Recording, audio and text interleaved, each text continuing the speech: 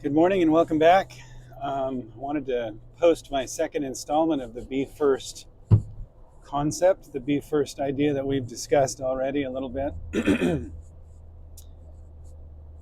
So we talked about be, do, have, the concept of first we have to be, second we have to do those things that are resultant or concomitant to our being, and then thirdly, we will receive or reap or possess those things that come to us as a result of the efforts we have put in because of our being and doing. We also discussed a little bit how being and doing are kind of a circular process, and how in the process of being and doing, we continue to create who we are. So, with that in mind, let's talk about one of the most important principles about being, and that is purpose. So, every individual that exists on this planet will feel more fulfilled and more happiness as we realize our purpose. I've experienced this myself. Many others, hopefully most others, have also experienced this. But it's really critical that we recognize that we have a purpose. And part of our experience in life is understanding what that purpose is. So, as we are being, as we are creating ourselves, the act of becoming, if you will, we must realize that there is a bigger purpose than our physical wants, desires, and passions would lead us to believe. We must realize that there is a purpose out there for us individually, for us uniquely, that will help us to become more than just what we are today. I feel strongly that for me personally, as a child of God, as each of us are, sons and daughters of heavenly parents, that my purpose comes from that identity, from that eternal perspective of who I am. And I would submit to you that as each of us continue to learn and more about who we are, that will instill within us a deeper purpose in our lives. I feel like one of the main challenges that I have in my life as I struggle, as I am imperfect and as I make mistakes, is losing sight of what that purpose is. Which for me, I believe firmly that purpose is to become a better individual so that I can bless the lives of other people. Ultimately, that example for me, the perfect example, is my Savior, our Savior, Jesus Christ. And as we learn more about how we can become more like Him, then our purpose becomes more clear. So, as we are in the act of becoming, as we are endeavoring to be more than who we are, so that we can prepare to do those things that we need to do, it's important that we recognize and realize our individual purpose. So, we just talked broadly about the overarching purpose that exists in our lives, which for me, again, as I stated, is to learn to become a better individual so I can bless and serve other people. And I would submit to you that for most of us, we have the same overarching purpose, which is to become a better human being, to become more like our heavenly parents so we can return to be with them and like them. But within that subset of our lives, of our human existence, if you will, there are different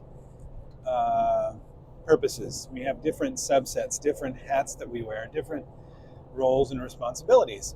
And we have to identify what those roles are and then clarify what our purpose within those roles are, or that role is, whatever role we're talking about. So let's take, for instance, my number one role I've already discussed with you.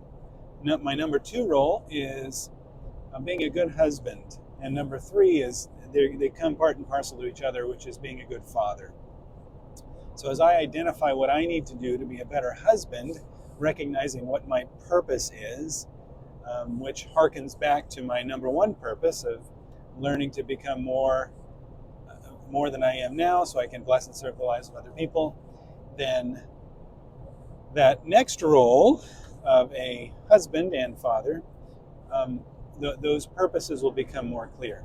So as I solidify and crystallize and clarify exactly what my role is, or my purpose is within those roles, it becomes much easier now to define what I need to do within that role and the subset of that role to accomplish my greater purpose.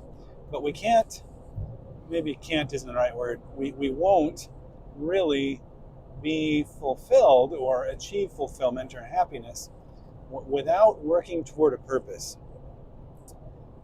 Take, for instance, the dental office, one of my other roles as a dentist. If I just go to work and work all day long and fix teeth, great, right? This is all wonderful, well and good, perfect, fantastic, love it.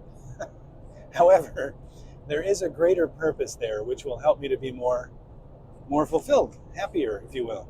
And that purpose for me is to create healthier and happier patients, to quote a gentleman that I admire and know. So my purpose as a dentist, as I said, is to create healthier and happier patients. However you define it within your particular work role can vary. But for me, as I realize that purpose, my purpose isn't just to give injections and to drill teeth and to complete root canals and finish crowns and adjust bites and make dentures and place implants, etc., etc. My purpose is to, in the end, help patients to be happier and healthier. And as I focus on that while I'm in the middle of the mundane and the minutia of my, daily grind, as we call it, then it becomes much easier to accomplish those things. So focusing on my purpose within any given role will allow me to do the things I need to do more efficiently, more effectively, and better. So let's dig in just a little bit more.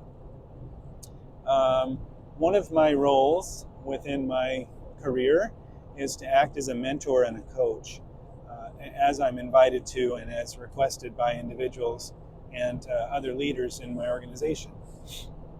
And I find one of the ways that I can look at that role, and as I work to be better at that role, is to recognize that my purpose within that role is to instill knowledge, take the knowledge that's in here that I've experienced over 16 years of post-dental school practice, whether it be clinical diagnostics and patient interaction skills, or whether it be executing treatment or the nuts and bolts of implant dentistry, et cetera, et cetera. But my purpose is to take that data, that information that I've gained over the years, and distill it and transmit it in such a way that the individual I'm working with can improve much more quickly than I ever did. It's kind of, hitting that ramp so they can improve a little faster than I have in my experience.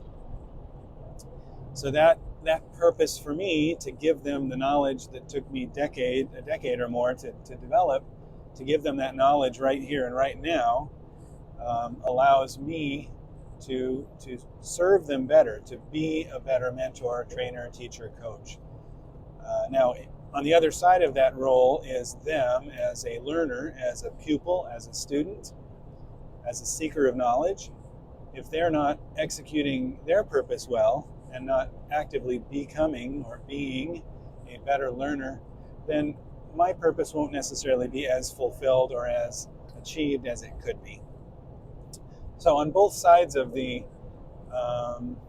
identity equation, on both sides of the purpose equation, is the need to maximize or magnify one's individual purpose, if that makes any sense. Okay, so let's recap.